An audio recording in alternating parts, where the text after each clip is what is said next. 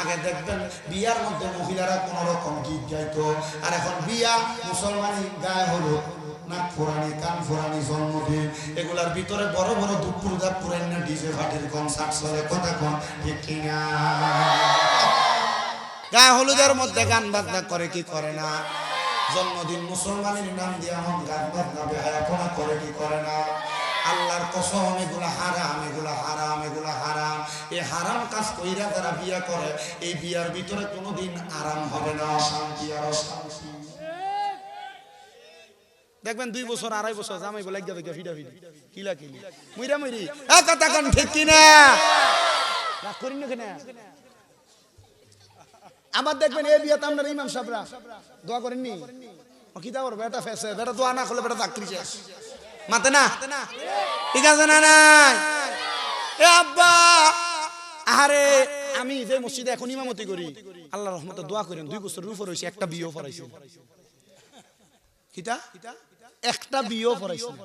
আর যেটা পড়াইছি এটা গান বাজনা আসতো না। আমি মসজিদে কইছি, তোমরা যদি তোমরার বিয়াত গান বাজনা করো, আমারে দিয়ে বিয়া পড়াইতে পারলে যে হুজুর পড়াইবা এই হুজুরে দাওয়াত দিবা। কথা বুঝছেন নি? আমি কইছি যে হুজুর পড়াইবে এই হুজুরে দাওয়াত দিবা। তাহলে বিয়ার মধ্যে গান বাজনা, ডিজে পার্টির কনসার্ট এগুলা করা যাবে? করা যাবে। যারা করে তারা কখনো এগুলার মাধ্যমে আরাম পাবে না। ও বন্ধু, এ বিয়ার মধ্যে দেখবেন বিয়া পড়ানোর পর হুজুর দোয়া করে, আল্লাহ এ স্বামী স্ত্রীর মিলবন্ধনের মাঝে তাদেরকে একটা নেক সন্তান দান করো। তো আপনি গান বাজনা কইরা হারাম কর্মকাণ্ড করে আপনি বিয়া করলেন, আবার আপনি নেক সন্তান আশা করতেছেন। মনে রাখবেন এ বিয়ার মধ্যে যে সন্তান জন্ম হইব, এ ফোলারে দেখবেন মা জননী কান্দা থামানোর লেগা কত কিছু করে, কান্দা থামে না। মোবাইলের মধ্যে টিকটক লাগাই দিলে ফোলার কান্দা বন্ধ।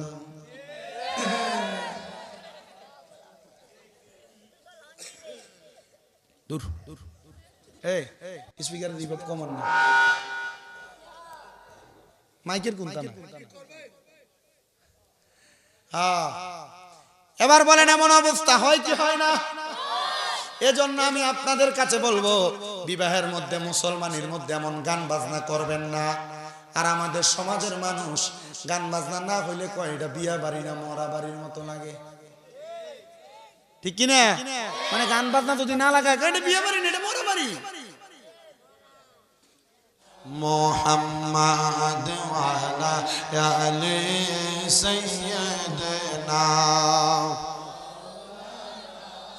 লা ইলাহা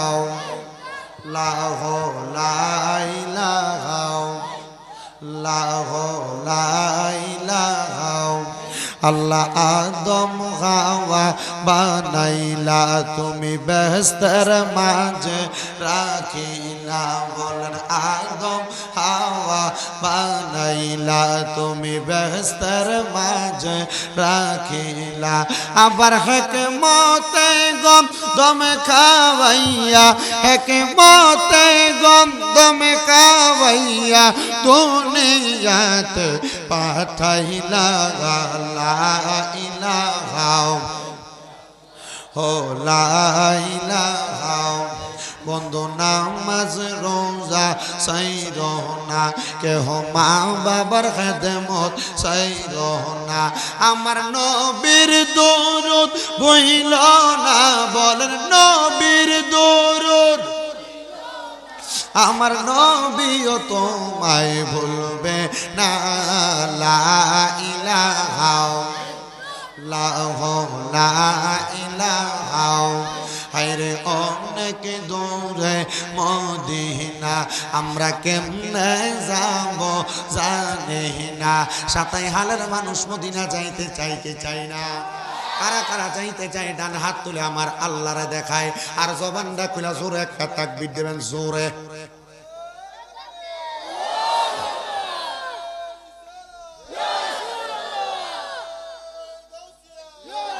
আপনাকে আসলে মদিনা যাইতে চান? কতগুলো মানুষ এত আসতে যদি আওয়াজ দেয় মদিনা যাবেন, আমার মনে হয় না যে শায়েস্তাগঞ্জ ওই যে একবারে মোর যেটা আছে নতুন ব্রিজ এটাও পার হওয়া যাবে। একটু মোহাব্বতে আওয়াজ দিও বাবা। নারে তাকবীর,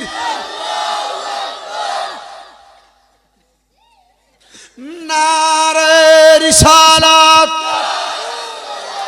সুন্নি মহাসম্মেলন। জোরে বলে মারহাবা। বলে মদিনা যাইতে চাই কি চাই না? যারা যারা মদিনা যাইতে চায় জবান খুলে খুলে পড়েন, আরে দয়াল আল্লাহ দয়া করেন দো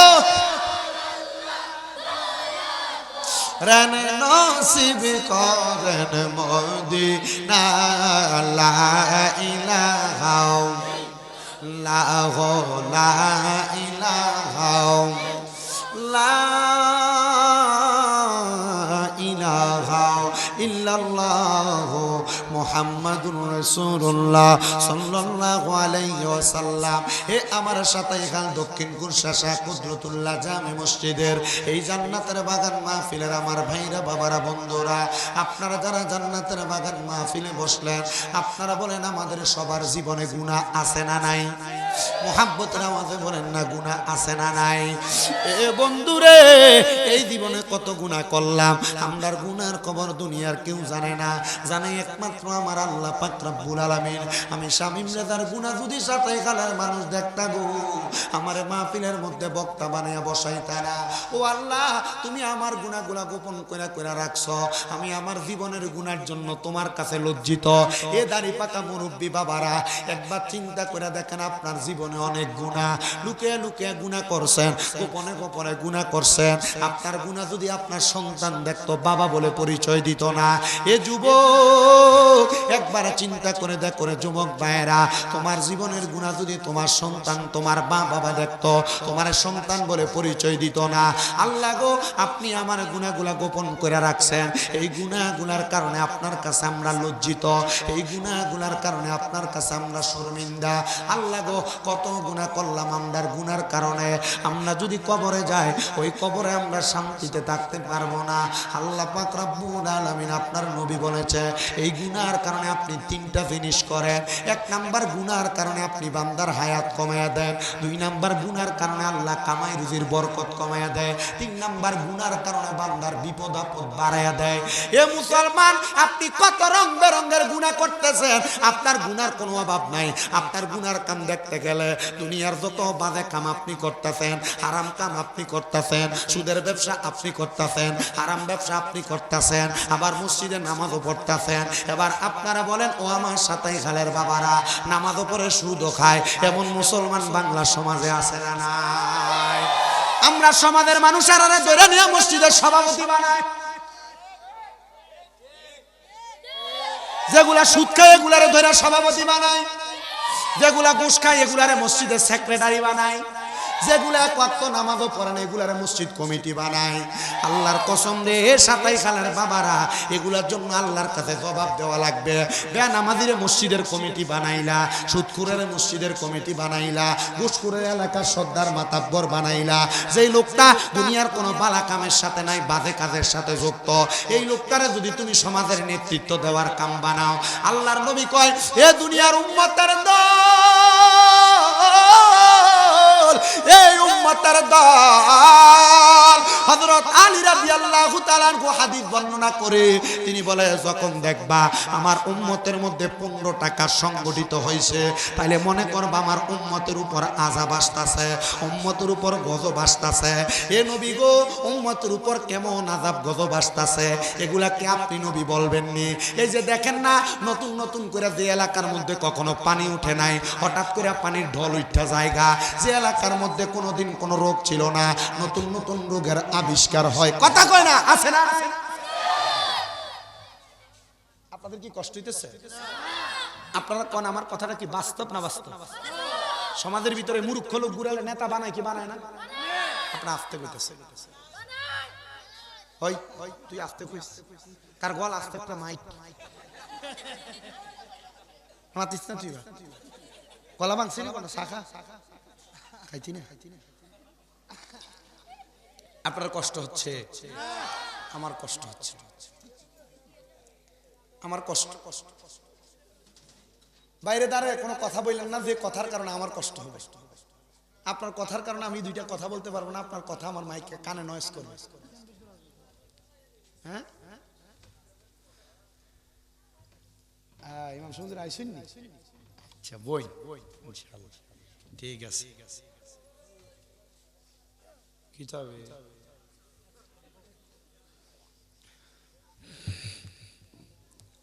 আপনারা বলেন সমাজে এই যে কথাগুলা বলছি কথাগুলা কি সংগঠিত হচ্ছে কি হয় না? যে লোক এক ওয়াক্ত নামাজ পড়ে না মসজিদের সভাপতি, কথা কয় না কেন? যেই লোক মসজিদের উন্নয়ন বলেন আর মসজিদের ভালো দিক বলেন কোন দিকের সাথে জড়িত না, মসজিদের সেক্রেটারি। যে লোক 1000 টাকা খায়া দোষীরে নির্দোষ, নির্দোষীরে দোষী বানায়, এই লোকের বানায় এলাকার সর্দার আর মাতাব্বর। কি কথা কন না কেন? আপনাদের এলাকায় আছে না নাই জানি না, তবে আমাদের এলাকায় বেশি এগুলা।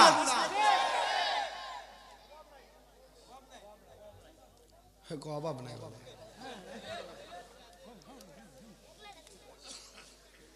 হ্যাঁ, তোমরা যারা বাহির থেকে ঠিক ঠিক বলো, তোমরা ভিতরে চলে আসো তাড়াতাড়ি।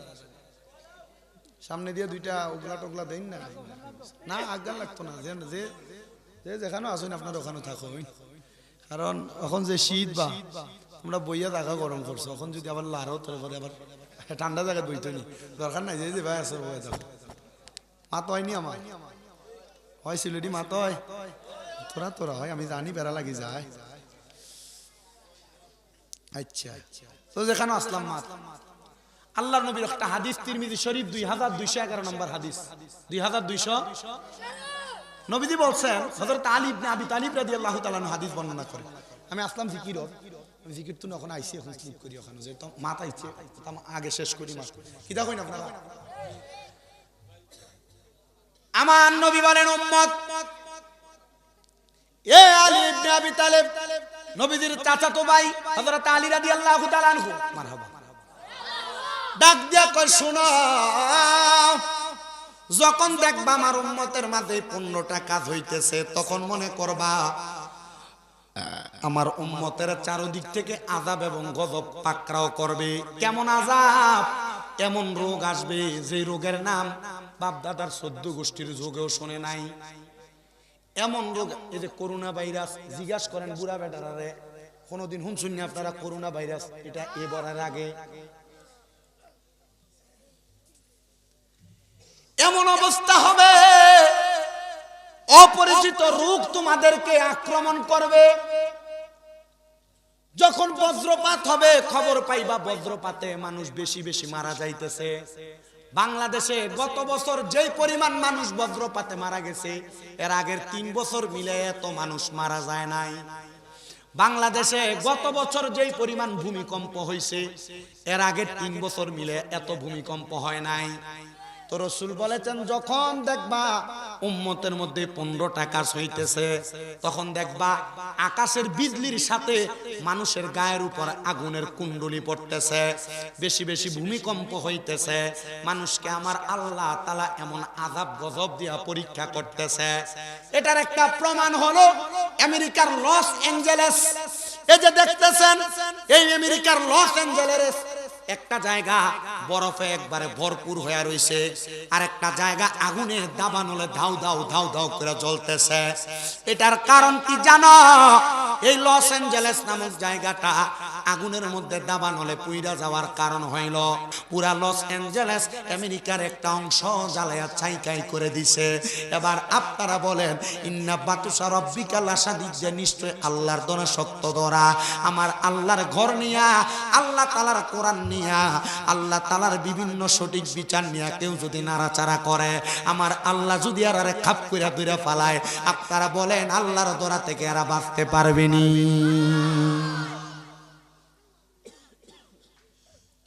গভীর মনোযোগ দিবেন। নবী বলে, 1 নাম্বার, যখন দেখবা এই ছেলে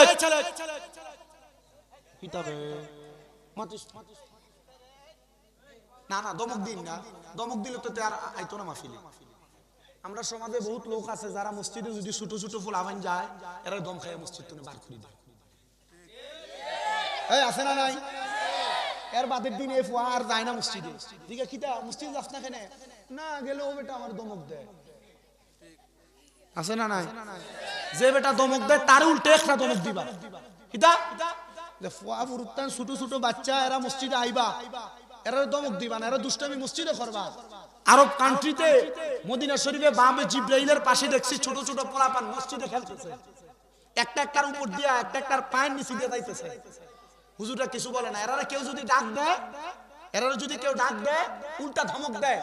মদিনা শরীফের পাশে দেখছি ছোট বাচ্চা কোরআন শরীফ পড়তেছে। একবার ছোট্ট বাচ্চা, কত 5 বছর 6 বছর হবে, কোরআন শরীফ পড়তেছে। আমি দেখতেছি এভাবে কোরআন শরীফ পড়তেছে। এই 3 মাস আগে আমি যাই আসছি, কোরআন শরীফ পড়তেছে। কিছুক্ষণ পড়লো, দেখলাম কোরআন শরীফ এভাবে মারছে, মাইরা রাইখা দিয়া কোরআন শরীফের মাথার কাছে দিয়ে আবার ঘুমাইতেছে। এর শিক্ষকের দিকে তাকিয়ে তাকিয়ে হাসতেছে। আর আমরা সমাজে মসজিদের ভিতরে পোলাপান যদি আসে, মসজিদে নামাজ পড়ে, এরা যদি নামাজ পড়তে আসতে মনে করে বাবা ছোট ছেলেকে নিয়ে আসছে, এলাকার মুরব্বী যদি একটু যদি বাচ্চা যদি অর্চর করে, মুরব্বী ধমক করে, মানে এক জাতের কুত্তা আছে, কুত্তা, যে কুত্তাগুলা দেখবেন রাস্তার ভিতরে ভালো মানুষ বেহুক আর সুদ বেহুক দেখলে। আর আমাদের সমাজে কিছু মুরব্বী আছে যারা মসজিদে ফুলাপান দেখলে এ কুত্তার মতো খাও খাও করে। কথা বলে না, শোনে না।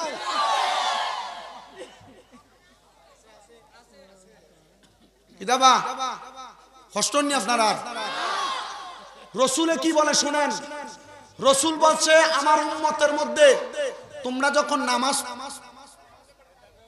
কষ্ট নি আপনারা, তোমরা যখন নামাজে দাঁড়াইবা, নামাজে দাঁড়াইলে যখন রুকু দিবা এবং সেজদা দিবা, যদি তোমাদের পেছন থেকে বাচ্চাদের কিচির মিচিরের আওয়াজ না শুনতে পাও, তাহলে মনে করবা যে তোমাদের ভবিষ্যৎ খুব খারাপ।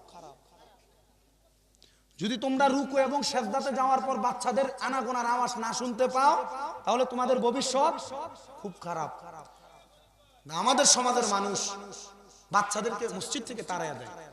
আমি যে মসজিদে জুমা পড়াই, আমার মসজিদে একটা ছোট্ট কথা বলি শুনে। আমার মসজিদে এক সরকারি চাকরিজীবী আছে, উনি বৃহস্পতিবার রাত্রে বাড়িতে আসতেন।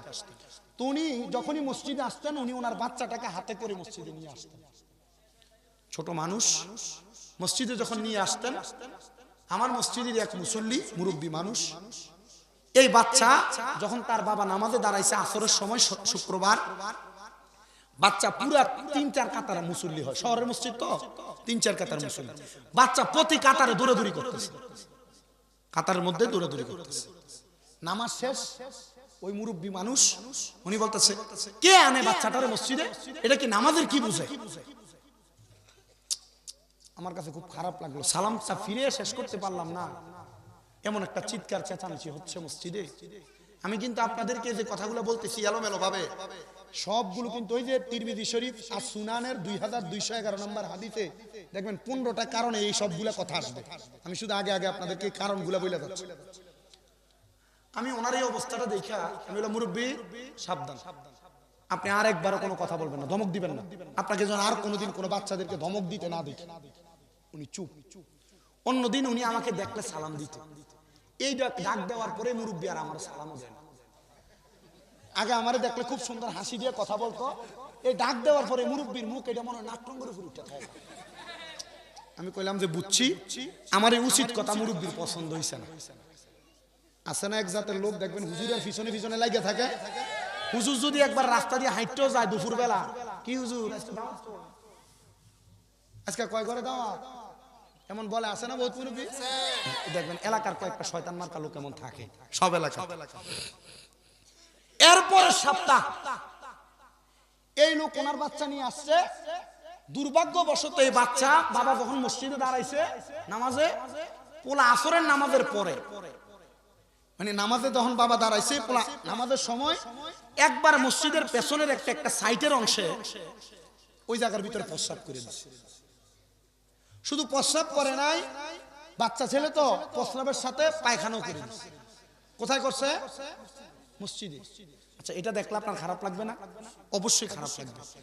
এই বাচ্চা শুধু প্রস্রাব আর পায়খানা করে নাই, বাচ্চাটার মনে পেট খারাপ ছিল, পায়খানাটা পাতলা, পায়খানা ছোট মানুষ তো বাচ্চা এটা হাতাইতেছে, ছোট মানুষ বোঝে না। নামাজে সালাম ফিরানোর পর দুই একজন পেছনের দিকে তাকায় বাচ্চার এই অবস্থা দেখা, এখন আর ওই মুরব্বী কয় না, অন্য 2-3 জনে কইতেছে, দেখছো কি দরকারে বাচ্চাটারে আনা, আর বাচ্চাটা কি করতেছে। আর ওই যে মুরব্বীর আগের সপ্তাহে ডাক দিছি, উনি কইতেছে, হ্যাঁ এবার ঠিক আছে, হ্যাঁ এবার ঠিক আছে। আমি চিন্তা করলাম আসলে তো এখন মুরব্বী একটা সুযোগ পেয়ে যাবে। আমি আবার নিজে মুনাজাত দিয়া যখন তারা বের হবে, নিজে মুয়াজ্জিন সাহেবের মুনাজাত দেওয়ার আগে কইছি একটা মগ বা একটা বালতি আনছে। যখন মুসল্লি এখনো বাইর হয় না, আমি মুনাজাত দিয়া তাড়াতাড়ি উঠে যাইয়া হাত পারে বইটা নিজের হাতে গু এবং প্রস্রাব কোষ কইরা কইরা বালতিতে নিছি। নিয়া ওই বাচ্চার বাপরে বলছি প্রতিদিন এই ছেলের মসজিদে নিয়ে আসবেন। কেন বলছি? যেন এই মুরব্বী এবং যারা বাচ্চাদেরকে মসজিদ থেকে তাড়ায় দেয় তারা যেন একটা উচিত শিক্ষা পায়। আপনারা কি কথা বুঝতে পারছেন? বাচ্চারা যদি দুষ্টামিও করে, বাচ্চারা যদি মসজিদের ভিতরে খেলাধুলাও করে, দৌড়াদৌড়িও করে, বাচ্চাদেরকে সুন্দর করে বোঝায় রাখবেন, ধমক দিবেন না, আর নচেত এ বাচ্চা আর মসজিদে আসবে না। এলাকার যুব সমাজ যদি পারেন, যদি সম্ভব হয়, এক ডিব্বা চকলেট কিনে দিবেন ইমাম সাহেব মুয়াজ্জিনের কাছে, কিনা দিয়ে বলবেন হুজুর যদি কোনো বাচ্চা মসজিদে আনে ওই ওয়াক্ত ডাক দিয়ে একটা চকলেট হাতে দিয়ে দিবেন, দিয়ে বলবেন এরপর আবার যখন আজান দিব মসজিদে চলে আসবা। তখন বাচ্চা নামাজের কিছু বুঝুক আর না বুঝুক চকলেটের লোভে হইলেও মসজিদে আসবে। তখন এই বাচ্চাটা আস্তে আস্তে নামাজি হবে। নামাজি বাড়ানোর সিস্টেম এটা। আমাদের কুমিল্লা চাঁদপুরে এভাবে ঘোষণা দেয় যে এই ছেলে একটানা 40 দিন 5 ওয়াক্ত নামাজ জামাতের সাথে পড়বে, তারা সাইকেল কিনা দেয়। আমাদের কুমিল্লা চাঁদপুর এলাকায়, আপনাদের এদিকে হয় কিনা জানি না। এইগুলা যদি করেন তাহলে আপনাদের এলাকার মানুষ, আপনাদের এলাকার বাচ্চারা নামাজি হবে।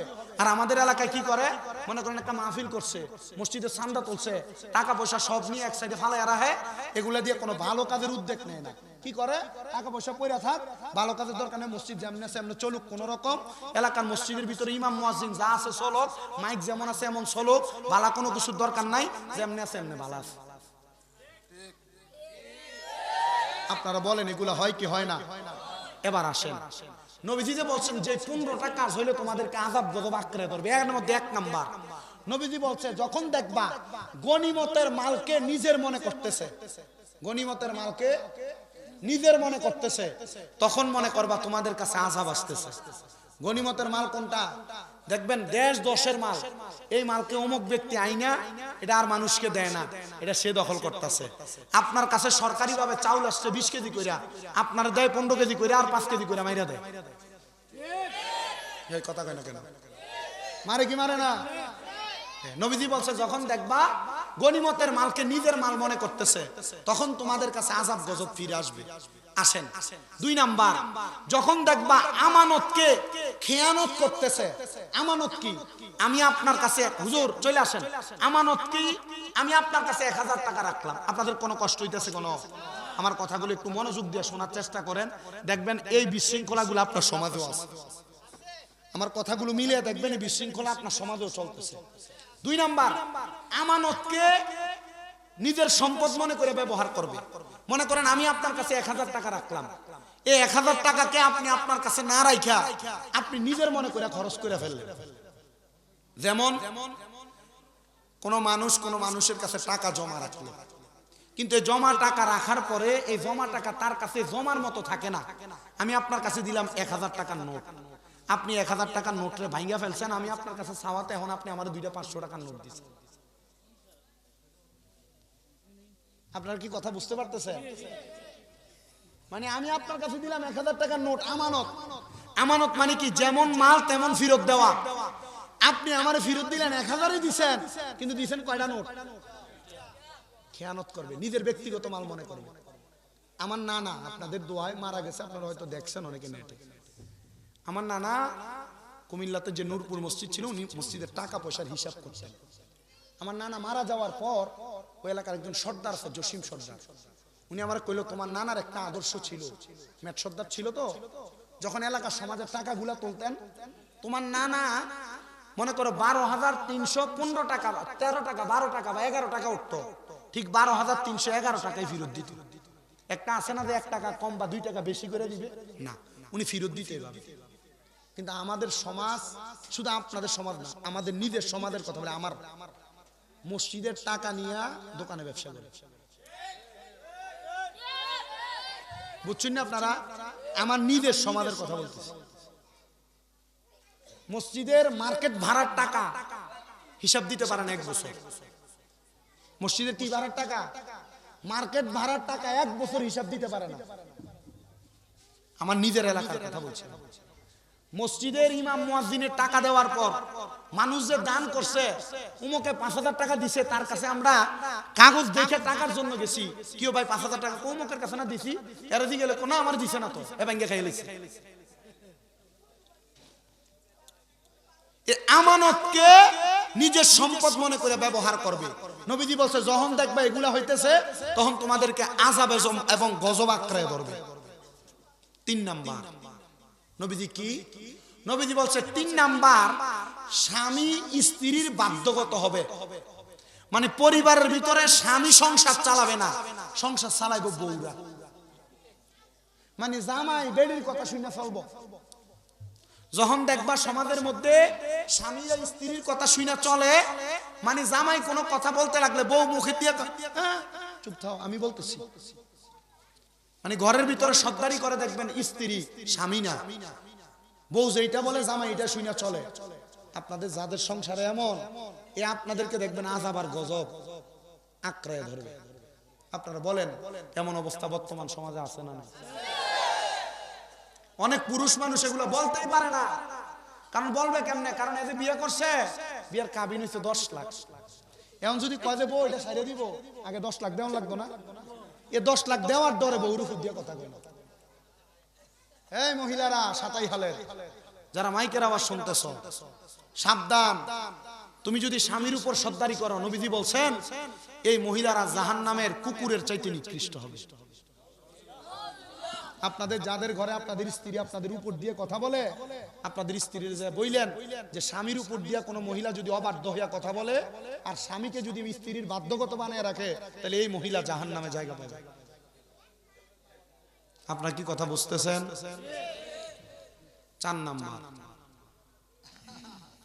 4 নাম্বার রাসূল বলছেন একটা সন্তান মায়ের অবাধ্য হবে। কার অবাধ্য? মায়ের অবাধ্য হবে। কেমন অবাধ্য? রাসূল বলছেন এমন অবাধ্য হবে, মা সন্তানকে এইভাবে কাজটা করতে বলছে, সন্তান বলবে মা এখন পারতাম না, এখন পারবো না। এমন অবাধ্য আছে না? যারা ছোট ছোট বাচ্চা আছো, যুবক ভাইয়েরা আছেন, অথবা বিবাহ করে ফেলছেন, আপনার মা আপনার কোনো আদেশ করে, আপনি বুঝেন না বলে মার চুপ করে রাখেন, আপনারা সাবধান, আপনাদেরকে আযাব গজব পাকড়াও করবে। 5 নাম্বার রাসূল বলছেন সন্তানেরা বাবার অবাধ্য হবে। নবীজি কেমন বাবার অবাধ্য? নবীজি বলতেছেন বাবার অবাধ্য এমন ভাবে হবে যে বাবা বুঝের মানুষ সন্তানকে কোন কাজের সুপরামর্শ দিতে আসছে, সন্তান বাবারে বলবো তুমি বুঝো না, একটু চুপ করে থাকো, বলে কিনা? 6 নাম্বার সন্তান তার মা বাবার চাইতে বন্ধু বান্ধবকে বেশি প্রাধান্য দিবে। মা বাবার চাইতে বন্ধু বান্ধবকে বেশি সম্মান করবে। যদি দেখো কোন সন্তান তার মা বাবার চাইতে বন্ধু বান্ধবকে বেশি সম্মান করে, প্রাধান্য দেয়, মনে করবা এই সন্তানকে আযাব গজব পাকড়াও করবে। 7 নাম্বার ইয়া রাসূলুল্লাহ কি? নবীজি বলছেন নিকৃষ্ট ব্যক্তিদেরকে সমাজের নেতা বানাবে। ওই যে কইছি সুদখোর, ঘুষখোর, হারামখোর, পরের হক মাইরা খাওয়াইনাগুলা নেতা হয়। আসেনি কথাটা? নিকৃষ্ট ব্যক্তি সমাজের নেতা হবে। এই ব্যক্তি নিজের চরিত্রে ঠিক নাই, এই ব্যক্তি সমাজ পরিচালনা করবে। কথা বলেন না কেন? আছে না নাই?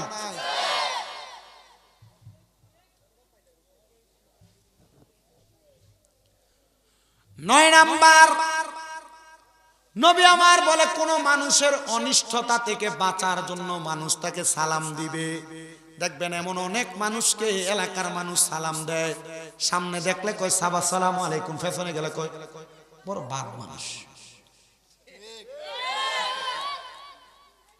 আছে না?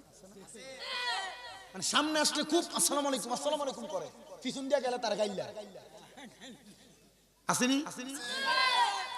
নবীজি বলেন এই মানুষটার অনিষ্টতা থেকে বাঁচার জন্য মানুষ তাকে সালাম দিবে, মানুষ তাকে সম্মান করবে। যখন দেখবা সমাজে এমন অবস্থা চলতেছে, তখনই বুঝবা আল্লাহ তাআলা তোমাদেরকে আযাব গজব দিবে। আর সমাজে এগুলা চলে বিদায় আল্লাহ তাআলা আমাদেরকে আযাব গজব দিতেছে কথা কোন না ঠিক কিনা এ দুনিয়ার মুসলমান এ আমার সাতাই হালার বাবারা দক্ষিণ কুরসার বাবারা এ আমার হবিগঞ্জের বাবারা একটু মনোযোগ দিয়া বয়ানটা শ্রবণ করেন রে বাবা আল্লাহর নবী বলেন 10 নাম্বার দুনিয়ার জমিনের মধ্যে বিভিন্ন রকমের গান বাজনা মানে বিভিন্ন রকমের মহিলা শিল্পী বেড়ে যাবে মানে পুরুষ শিল্পী তো থাকবে পাশাপাশি মহিলা শিল্পীও বেড়ে যাবে এবার আপনারা বলেন মহিলা শিল্পী দিয়া এলাকার মধ্যে গান বাজনা হয় কি হয় না পেছন দিয়া নাম দেয় উরুস মুবারক বেটে নেন না চাই এবার আপনারা কোন এমন সিটারের অবস্থা আছে না নাই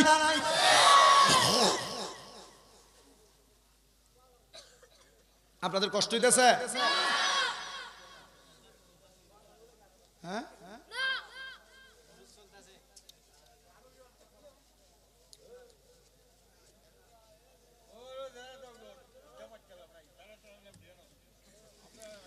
এ বাবা আপনারা বলেন পেছন দিয়ে উরুস মুবারক লেখা বেটেন দিয়া গান বাজনা হয় কি হয় না উরুস মুবারকের নাম দিয়া বাউল গান হয় কি হয় না এ শামীম রাজা তাদের কাছে মাত্র 50 লাখ টাকার একটা চ্যালেঞ্জ দিয়া যায় তারারে কইবা তোমরা যে উরুস মুবারকের নাম দিয়া গান বাজনা করো বেটে নেন না বাউল গান করো কোরআন হাদিসের কোথাও আছে যদি কোনো জায়গায় দেখাইতে পারো শামীম রাজা বলছে তোমারে 50 লাখ টাকা দিবে পারবে না কোনো ফকিন্নির ফুলা পারবে না আর এর কারণে ইসলাম ধর্মটা বাংলাদেশের মানুষের কাছে ভণ্ডামি হিসাবে যা দেখতেছে কথা কোন না ঠিক কিনা আমার আপনারা ঠিক ঠিক করেন আপনারা সামনের কাতারের মুসল্লি কথা বলেন না আপনারাই ঠিক ঠিক করেন আবার যখন দেখেন যে একটা বেরিয়ে আসো না বন্ধু টান্ডা দিছে আপনি সামনের কাতারের মুসল্লি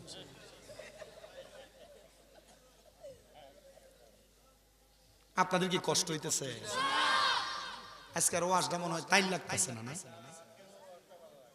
আজকেরটা ভালো লাগেনি ইয়া মাহবুব দিনারপুর মিডিয়া দেখছেন নি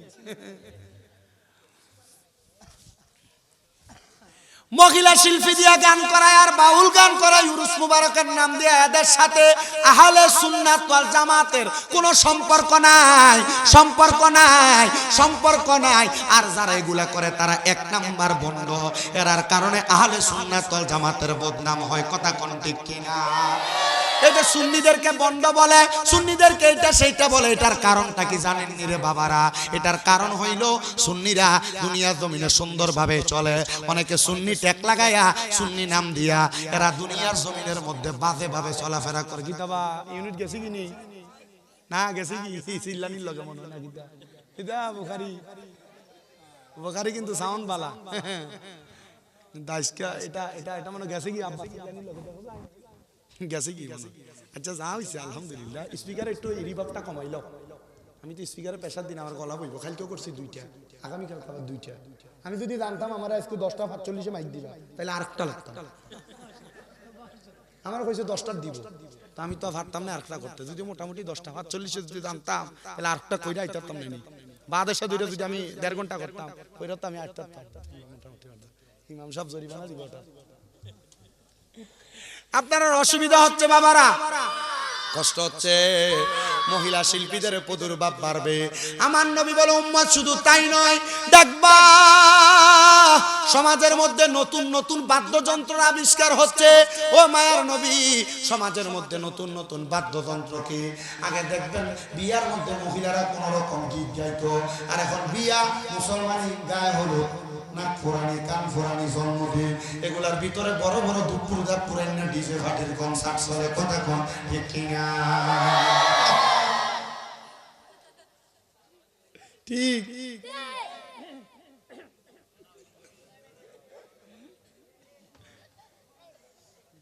আসেনি ও বুড়া বাপ আসেনি আসে বলে মাতে বিয়ার মধ্যে এমন গান বাজনা করে কি করে না গায়ে হলুদের মধ্যে গান বাজনা করে কি করে না জন্মদিন মুসলমানের নাম দিয়ে এমন গান বাজনা বেহায়াপনা করে কি করে না আল্লাহর কসম এগুলা হারাম এগুলা হারাম এগুলা হারাম এই হারাম কাজ কইরা যারা বিয়া করে এই বিয়ার ভিতরে কোনোদিন আরাম হবে না অশান্তি আর অশান্তি দেখবেন 2 বছর 2.5 বছর জামাই বলে গিয়া দেখে ফিডা ফিডি কিলা কিলি মুইরা মুইরি এ কথা কোন ঠিক কি না রাগ করিন না কেন আবার দেখবেন এই বিয়াতে আপনার ইমাম সাহেবরা দোয়া করেননি ও কি দাও বেটা ফেসে বেটা দোয়া না করলে বেটা চাকরি শেষ মাতে না ঠিক আছে না নাই এ আব্বা আরে আমি যে মসজিদে এখন ইমামতি করি আল্লাহর রহমতে দোয়া করেন 2 বছর উপর হইছে একটা বিয়েও পড়াইছি কিটা একটা বিয়েও পড়াইছি আর যেটা পড়াইছি এটা গান বাজনা আসতো না আমি মসজিদে কইছি তোমরা যদি তোমরার বিয়াত গান বাজনা করো আমারে দিয়ে বিয়া পড়াইতে পারলে যে হুজুর পড়াইবা এই হুজুরে দাওয়াত দিবা কথা বুঝছুন নি আমি কইছি যে হুজুর পড়াইবা এই হুজুরে দাওয়াত দিবা মাইক যেটা আছে ওটা আলহামদুলিল্লাহ আপনারা যারা ভিতরে আছেন আপনারা শুনেন শুনতেছেন বাইরের মানুষ শোনার দরকার নাই এমনি আলহামদুলিল্লাহ হ্যাঁ মাতিস না আমার ভিতরের শ্রোতার দরকার বারা থেকে ওনা লাগতো না বারার লাগিনি আজকের মাহফিল বারা মাইক দিছে আমার আম্মা যারা আছেন বেটিতেন তারা শুনতো কিটা কই আর তারা যদি আমনে না শুনে আম্মাগো আমরা ফেস তুনে লাইভ ওদিনারপুর মিডিয়া এর পরে কিটা কিটা আছে ওগো জানি না আমি ও তুনে দেখবাই লাইভ চলে দেখছনি কতলা লাগাইছেন ওই আমার ওখান দিয়ে একটা আসলো গেছি কেমন ও তারও আছে যখন ওগো একটার পর একটা লাগাইতে কই আল্লাহ দেখছনি কিটা লাগা আর তোমরা ফিসে থাক তোমার সামনে ও দেখো মাথাত ঘুমটা লাগাই দেখছেন আমি শুধু আপনারা শুনবেন না আপনারা তো এখানে ধরেন প্যান্ডেল পুরা মানুষ যা আছেন তা কিন্তু একটা ওয়াজ ছাড়ার পরে লাখ লাখ মানুষ দেখে ঠিক না এই যে হেদায়েতের ওয়াজগুলো আপনারা করতেছি আর আপনারা যে যে অপকর্মগুলো চলতেছে এগুলোর কথা বলতেছি এগুলো শুধু আপনারা দেখবেন না এই সোশ্যাল মিডিয়ার মাধ্যমে লক্ষ লক্ষ মানুষ দেখবে কয়টা বাজে আমার ফোন কোন 11টা 34 হয়েছে মাত্র আচ্ছা 1 ঘন্টা হয়েছে 1 ঘন্টা আচ্ছা আল্লাহ আমাদের কবুল করুন জোরে পড়ে না আমিন আর মহাব্বতে পড়ে না আমিন তাহলে বিয়ার মধ্যে গান বাজনা ডিজে পার্টির কনসার্ট এগুলা করা যাবে যারা করে তারা কখনো এগুলার মাধ্যমে আরাম পাবে না ও বন্ধু এ বিয়ার মধ্যে দেখবেন বিয়া পড়ানোর পর হুজুর দোয়া করে আল্লাহ এ স্বামী স্ত্রীর মিলবন্ধনের মাঝে তাদেরকে একটা নেক সন্তান দান করো তো আপনি গান বাজনা কইরা হারাম কর্মকাণ্ড করে আপনি বিয়া করলেন আবার আপনি নেক সন্তান আশা করতেছেন মনে রাখবেন এ বিয়ার মধ্যে যে সন্তান জন্ম হইব এ ফোলারে দেখবেন মা জন্মনি কান্দা থামানোর লেগে কত কিছু করে কান্দা থামে না মোবাইলের মধ্যে টিকটক লাগাই দিলে ফোলার কান্দা বন্ধ